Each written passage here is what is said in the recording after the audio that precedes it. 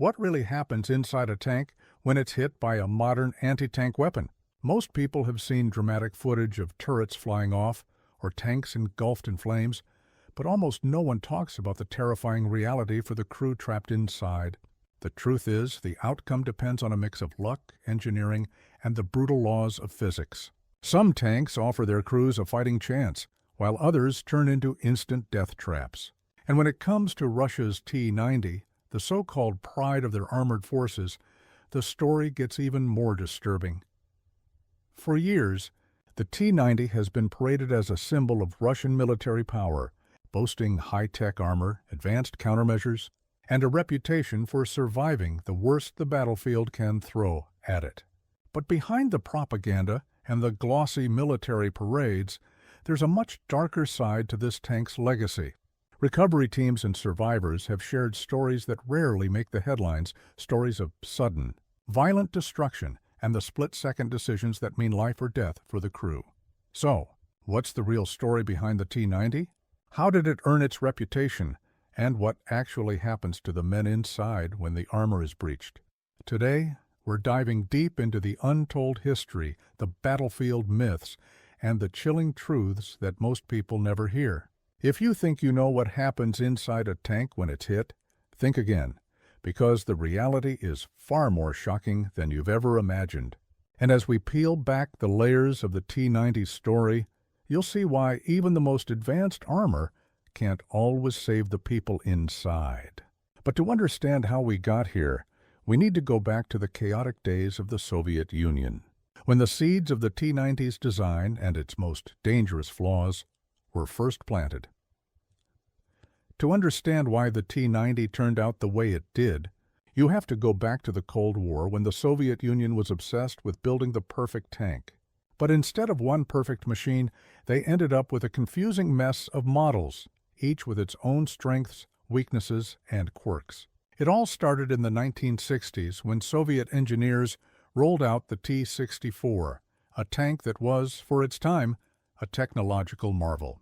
It had a powerful 125mm smoothbore gun, an automatic loading system, composite armor, and a fire control system that was years ahead of what most armies could dream of. On paper, it looked like the future of armored warfare, but there was a catch. The T-64 was so advanced that it was a nightmare to build and maintain. Its complex systems demanded highly trained crews and constant attention from mechanics. Only the best Soviet units got these tanks, while the average conscript was left with something much simpler. That's where the T-72 came in, a tank designed to be rugged, easy to produce, and simple enough for mass mobilization. It kept the same basic gun and layout as the T-64, but stripped away the fancy tech. The T-72 could be churned out by the thousands, ready to flood the battlefield if World War III ever broke out. Then came the T-80, an attempt to blend the T-64's sophistication with even more power. It introduced a gas turbine engine for speed and acceleration, plus upgraded armor and electronics. But again, the price was high, literally. The T-80 guzzled fuel and was expensive to keep running, so it too was reserved for elite units. By the 1980s, the Soviet military was juggling three main battle tanks, each with its own unique parts, ammunition, and training requirements. This wasn't just inefficient, it was a logistical nightmare. Imagine trying to keep an army supplied when every tank needs something different, from spare parts to specialized crews. As the Cold War dragged on, another problem emerged. Exported T-72s sent to allies and client states started facing off against modern Western anti-tank weapons. The results were often disastrous. Videos and photos began circulating of T-72 turrets being blown clean off by new rocket systems, a phenomenon that would later haunt the T-90 as well. The Soviets realized they needed a new approach, one tank to rule them all. Combining the best features of the T-64, T-72, and T-80, but with standardized parts and easier logistics, two competing designs emerged. The first, known as Object 108, was essentially a heavily upgraded T-72, packed with modern systems, reactive armor, and electronic countermeasures.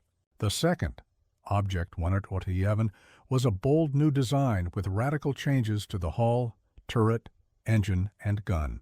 But as the Soviet Union teetered on the edge of collapse, there was no appetite for risky, expensive projects. When the dust settled, only 2 tank factories remained in the new Russian Federation, and they chose the safer path: upgrade what they already knew. This decision would shape the future of Russian armor for decades. The T-72BM, rebranded as the T-90, was born out of necessity, not innovation. It was a tank designed to solve a crisis, not to break new ground. Yet, in the chaos of the post-Soviet era, it became the backbone of Russia's armored forces, a machine that carried both the promise of modern warfare and the baggage of old Soviet compromises. And as you'll see, those compromises would come back to haunt the crews who trusted their lives to the T-90. But before the T-90 could prove itself, it would have to survive its first real test in the fires of modern combat. Section 2. The Soviet Tank Dilemma. To really understand the T-90 story, you have to look back at the chaos of Soviet tank development. In the 1960s, the Soviet Union was determined to outpace the West, and their answer was the T-64, a tank packed with cutting-edge features like a 125mm smoothbore gun, an autoloader, and composite armor. On paper, it was a marvel, but in reality, it was a headache. The T-64 was so complex and expensive that only elite units could handle it, leaving the average conscript with something much simpler. That's where the T-72 came in. It kept the same basic gun and layout, but ditched the high-tech extras for simplicity and mass production. The T-72 was rugged, easy to build, and could be sent to the front lines in huge numbers. But the Soviets weren't done experimenting. Enter the T-80, which added a gas turbine engine for speed and more advanced armor. Yet again, the cost and maintenance issues meant it was reserved for top-tier units. By the 1980s, the Soviet Army was stuck with 3 main tanks, T-64, T-72, and T-80, each needing different parts, ammo, and training. This wasn't just inefficient, it was a logistical nightmare. Imagine trying to keep thousands of tanks running when every model needs its own special treatment. The situation only got worse as exported T-72s faced off against modern anti-tank weapons. The world watched as turrets were blown sky high, exposing a fatal flaw that would haunt Soviet designs for years. The Soviets knew they needed a single, standardized tank that could combine the best features of all 3 models. 2 designs were proposed: Object 1-88, a heavily upgraded T-72 with modern armor and electronics, and Object 187, a completely new tank with radical changes.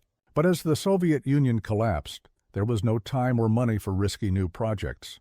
The new Russian Federation, left with just 2 tank factories, chose the safer route, upgrading the T-72 into what would become the T-90. This decision was born out of necessity, not innovation. The T-90 was essentially a T-72 on steroids, designed to solve a crisis rather than revolutionize tank warfare. It inherited both the strengths and the deep-rooted flaws of its predecessors. And as Russia's new main battle tank, it would soon face the ultimate test, not in a lab or a parade, but in the brutal reality of modern combat. The T-90's story begins in the ashes of the Soviet Union, a time when Russia was desperate for stability and answers. As the old empire crumbled, so did its military industry. Only 2 tank factories survived the chaos, and both were under pressure to deliver a new main battle tank that could unify the army and replace the logistical mess left by decades of competing designs. The solution wasn't a revolutionary leap forward, but rather a calculated upgrade, a familiar machine injected with new life. This was the birth of the T-90. Instead of gambling on the radical Object 187, Russian leaders chose the safer, more practical path, Object 188, a heavily modernized T-72. To give it a fresh start and a sense of pride, they rebranded it as the T-90, but beneath the new name, the DNA of the T-72 was unmistakable. The T-90 kept the same low profile, the 3-man crew, and the infamous autoloader carousel that sat just beneath the turret floor. What set it apart were the upgrades, layers of Contact 5 explosive reactive armor, a laser warning system, and smoke grenade launchers designed to confuse incoming anti-tank missiles. The T-90 even sported those distinctive red eyes, infrared jammers that made it look almost menacing, like a machine out of a sci-fi movie. On paper, these features made the T-90 seem like a tank built for the future. It was finally standardized, which meant fewer headaches for logistics officers and mechanics. The new armor was supposed to give crews a fighting chance against the latest anti-tank weapons, and the electronic countermeasures promised to keep guided missiles at bay. But the reality was more complicated. Many of the T-90's improvements were bolted onto the same old framework, and the most dangerous flaw, the way ammunition was stored, remained largely unsolved. The T-90's autoloader could hold 22 rounds, but the rest of the ammunition was still scattered around the tank wherever space allowed. This meant that if a shell or missile managed to penetrate the armor, it could set off a catastrophic chain reaction, turning the tank into a death trap in seconds. Engineers tried to address this by adding blow-off panels and extra armor, but the core risk was still there, lurking beneath the surface. Despite these concerns, the T-90 was hailed as a symbol of Russian resilience. It was paraded through Red Square, shown off at arms expos, and marketed to foreign buyers as the ultimate answer to Western tanks. For a country struggling to regain its footing, the T-90 was more than just a weapon. It was a statement. But as the years went by and the tank rolled out to new battlefields, it became clear that no amount of rebranding could erase the legacy of its Soviet roots. The T-90 was modern, yes, but it was also a product of compromise, shaped by the pressures and uncertainties of a nation in transition. And soon it would face the ultimate test, not in a parade, but in the unforgiving chaos of real combat. The T-90's first real test wasn't a parade or a training ground. It was the unforgiving streets of war-torn cities. But before the T-90 could prove itself, its older siblings, the T-72 and T-80, faced a nightmare in the First Chechen War. In 1994, Russian commanders sent tank columns straight into Grozny, a city turned into a fortress of ambushes. Chechen fighters, armed with RPGs and positioned on every floor of ruined buildings, created deadly kill zones. Tanks were attacked from all sides, and the infamous Jack-in-the-Box effect became a gruesome reality. When a shaped charge from an RPG pierced the thin side or roof armor, it ignited the exposed ammunition in the autoloader carousel.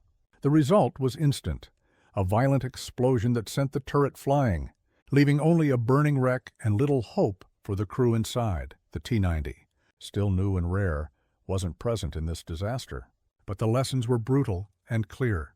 When the Second Chechen War erupted in 1999, Russia sent some of its newly built T-90s, originally meant for export, into the fight. Production was slow, and only about 150 T-90s had entered service, making them a rare sight. Still, this was the tank's first chance to prove itself in real combat. Reports from the front were mixed. Russian propaganda quickly highlighted stories of T-90s surviving multiple RPG hits, with some tanks reportedly taking as many as 7 strikes and continuing to fight. These tales were used to boost morale and showcase the tank's supposed invincibility. But Western analysts and Chechen fighters told a different story. They claimed that determined ambush teams learned to defeat the T-90's reactive armor by hitting the same spot repeatedly, stripping away the protective blocks until the main armor was exposed and vulnerable. The T-90 was tougher than its predecessors, but far from invincible, especially when sent into urban combat without proper infantry support, a mistake Russian commanders seemed doomed to repeat. The T-90's reputation grew further in Syria, where it faced new threats. One widely circulated video showed a T-90 taking a direct hit from a tow missile on its turret and surviving, likely thanks to its reactive armor. But these moments of survival were the exception, not the rule. Each new battlefield brought new weapons and tactics designed to defeat even the most advanced tanks. The T-90's first combat tests revealed both its strengths and its deep-rooted vulnerabilities, setting the stage for even greater challenges ahead. As the years rolled on, Russia kept searching for ways to patch up the T-90's weaknesses. Engineers added thicker armor, new fire control systems, and even cage structures on top to defend against drone-dropped explosives. The latest models boasted improved gun stabilization, better optics, and more powerful engines. On paper, each upgrade promised to make the T-90 a true contender against the world's best tanks. But the reality on the battlefield was far more complicated and often far more brutal. By 2020, the newest T-90 variant entered service, featuring a diesel engine with up to 1,000 horsepower and a host of electronic upgrades. The tank's silhouette changed, bristling with extra armor and anti-drone cages.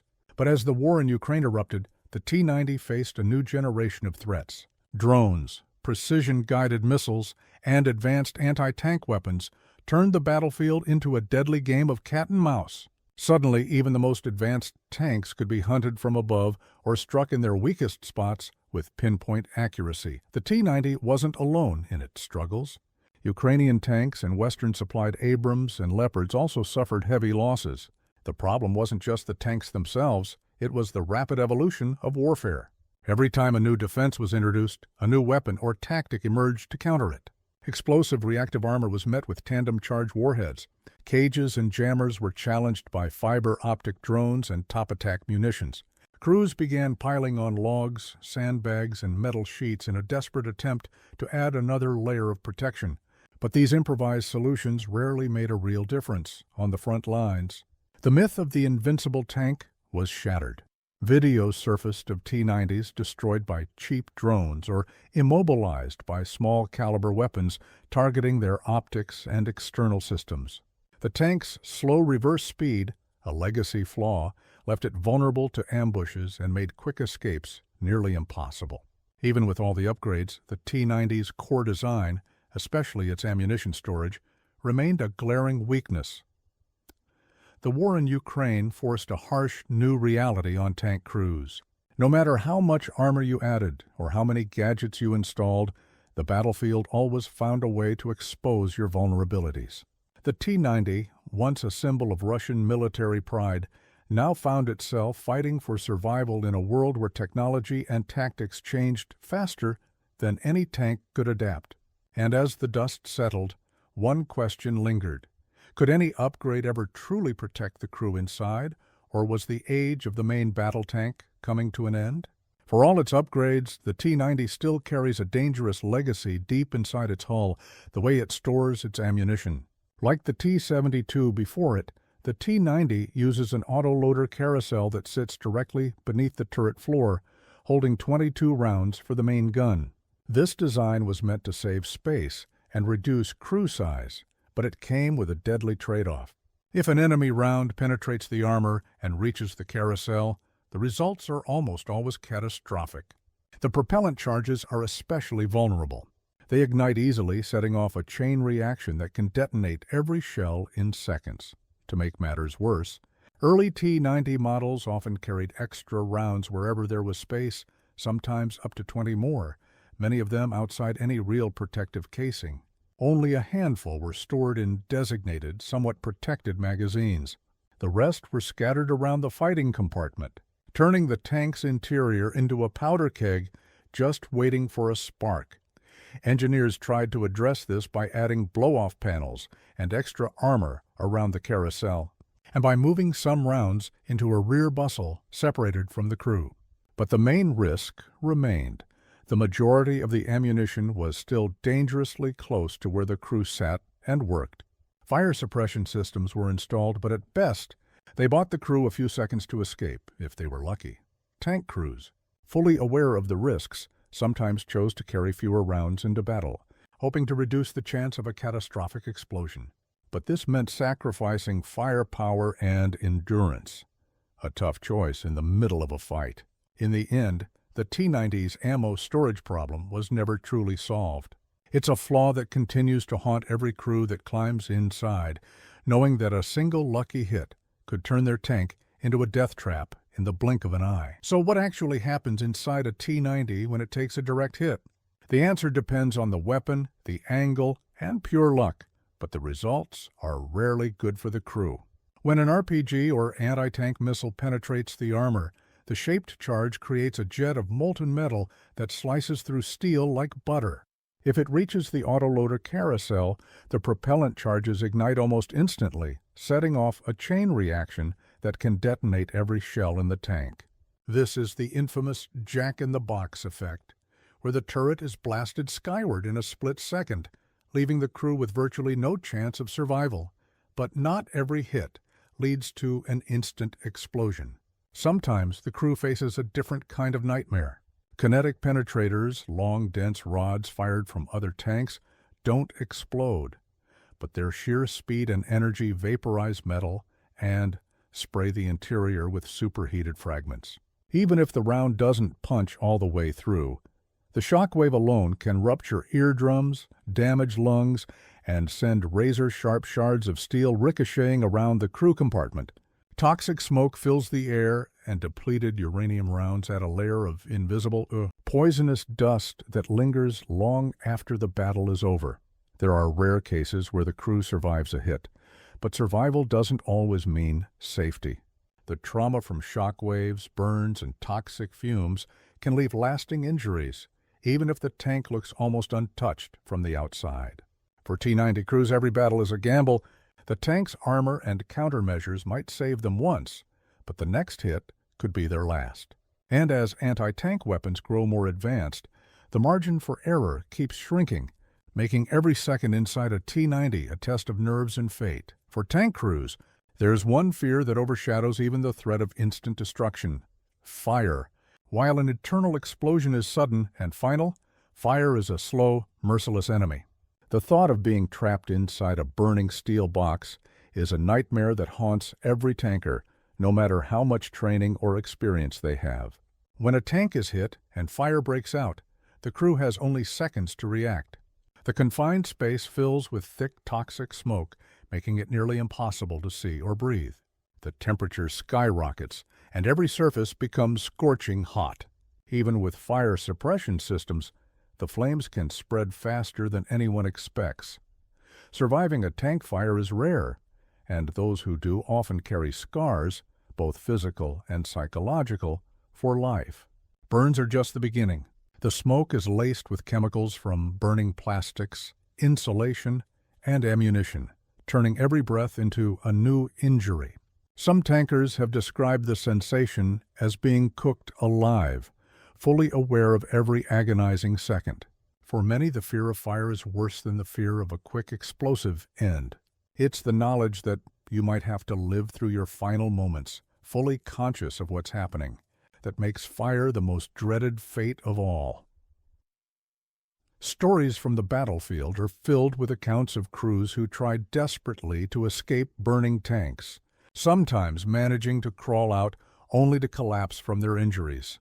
Others never make it out at all, their final moments hidden behind layers of armor.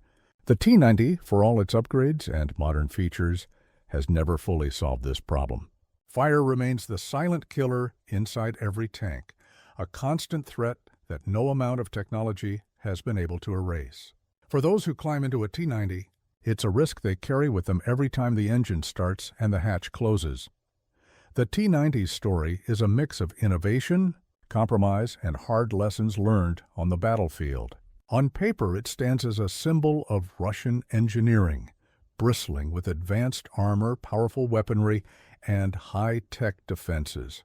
But beneath the surface, the same old dangers still lurk, waiting for the right moment to turn a routine mission into a disaster. Every upgrade has promised better protection and more firepower. Yet the core risks, especially the way ammunition is stored and the ever-present threat of fire, remain stubbornly unsolved. The wars in Chechnya, Syria, and Ukraine have exposed the T-90's strengths and its deep vulnerabilities. It can survive hits that would destroy older tanks, but it's far from invincible. The reality is that no matter how much technology is packed into its frame, the T-90 is still haunted by the design choices made decades ago. For the crews inside, every battle is a gamble, and survival often comes down to luck as much as skill or armor. As anti-tank weapons become smarter and deadlier, the question grows louder. Is the age of the main battle tank coming to an end? Or will new innovations finally tip the balance back in favor of the armored giants? For now, the T-90 remains on the front lines, a testament to both human ingenuity and the limits of what machines can protect.